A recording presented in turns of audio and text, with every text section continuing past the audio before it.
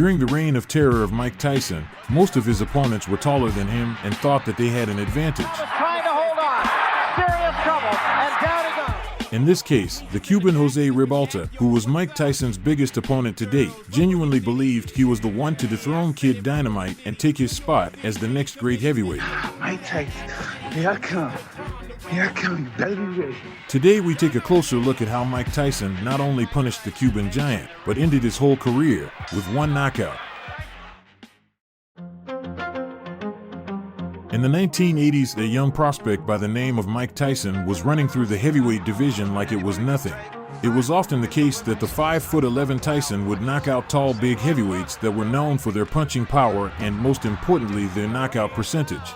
Once Tyson showed to the world that the peekaboo style that was taught to him by Cus D'Amato was the key to defeating the tall giants, he became more and more famous among the crowds. His ability to slip punches left and right and then come up with a power punch was often his way of securing the victory.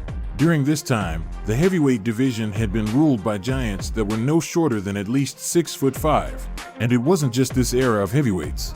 10 years earlier, Muhammad Ali was the champion, and the shortest fighter to dominate the 70s heavyweight division was Smokin' Joe Frazier.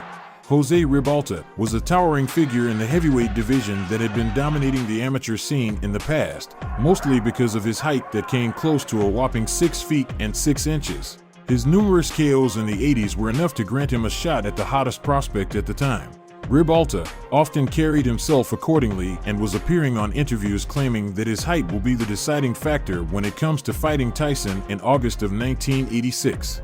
Even his trainer was expressing his thoughts that Tyson was just beating heavyweights with no true skills, and that Ribalta would be the one to dethrone him. I'm not going to take no credit away from him, but to this day he hasn't faced anybody that can punch like Jose. Has the anticipation of a Doberman who's happened upon 210 pounds of unguarded meat. Tyson famously came into the fight in his classic no-robe, no-socks apparel, as in his own words, made him feel like a warrior from the ancient times. During the ring announcements, you can clearly see Tyson's hatred towards Ribalta as he watches his every single move like a hunter does to its prey. The fight starts off with Tyson showing his classic peekaboo style of fighting and Ribalta not being intimidated by it. Tie him up when he's inside, not to try to exchange punch for punch. You can't do that. There's a right hand from Ribalta. He knows the way that Tyson has developed as a fighter. Left hand. Throw combination, you have to have it all. Of course, when we talked to Tyson, he said, I don't mean to take anything away from Tillis. To tie up Mike Tyson. Cases like all time. Right hand again, but Ribalta stays right there. The 6'5" Ribalta, who looked impressively muscular as he towered over Tyson, certainly didn't conform to the usual opponent pattern in round 2. In Tyson's corner. They're effective against a guy like Tyson. But you gotta time him. There's a lot of velocity behind his punches.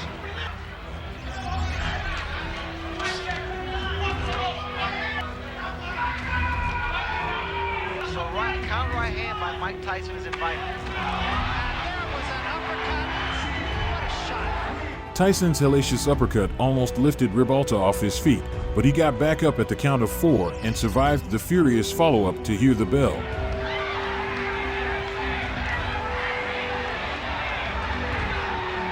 trying to bang with Tyson.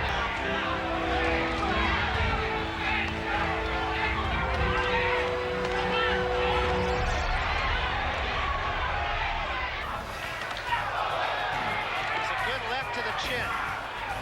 Nobody was hurt this badly early on, but got up to make a fight of it. Yet Ribalta did, even earning a glare of disbelief from Tyson at the close of round 3. He's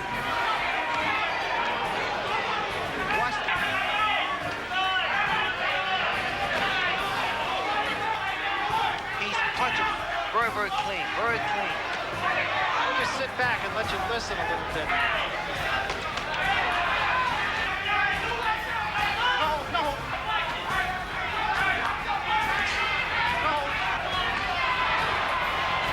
Three good examples right there. By the middle rounds, Ribalta's game plan of weathering the early storm and coming on strong was almost paying off. While eating plenty of leather himself, he was also banging Tyson to the body when the sawn-off Brooklynite unleashed his own shots and catching Tyson with uppercuts.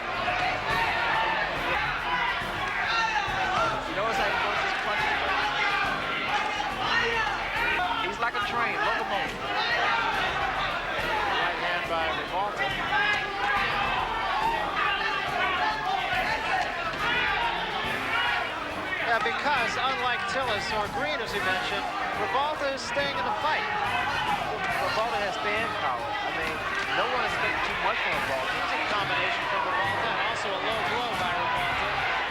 By round 8, the pro-Tyson crowd were so impressed by Ribalta's increasing success that they began chanting his name. However, it only seemed to fire up his rival as Tyson finally broke through. There's a big right hand, and Ribalta is about to go. His legs. This is all instinct. Another big right hand, back to the body.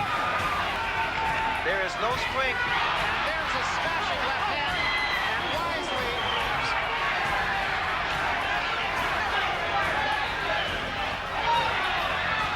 In the last round, a monstrous left hook sat him down with minutes to go. Tyson leapt on him with more hooks, however, and the referee jumped in to end things, despite an anguished Ribalta's protests that he could have made it to the final bell. and the crowd again showing its both appreciation and support greatly for Jose Ribalta. Oh, what a shot! And Ribalta is down. So do you want to continue? He said, yeah, hell yeah. That's a fighter. And that's it. You want to say that there's no way Ribalta can win the fight. The final punch stats showed that Tyson, then nearing his prime, had landed 220 blows and over 100 of them were power shots. Yet Ribalta kept coming back and returning fire to the point where the 10th round stoppage was the latest KO Tyson would ever register in his career. Sadly for Ribalta, this loss affected his career badly. He was never given a chance of fighting for the heavyweight crown, and his best win to date was that against the former champion Leon Spinks. It is good to believe in ourselves, but Ribalta was delusional, thinking that he could defeat a prime Iron Mike Tyson, and for that reason Mike literally ended his career and he never saw the pinnacle of the heavyweight division. Well, most definitely I put a lot of pressure on myself, but what can I say? As I told you before, he was a tough fighter and you don't knock everybody out. The greatest fighters in the world, I saw them. They won and they lost and they got stuck out.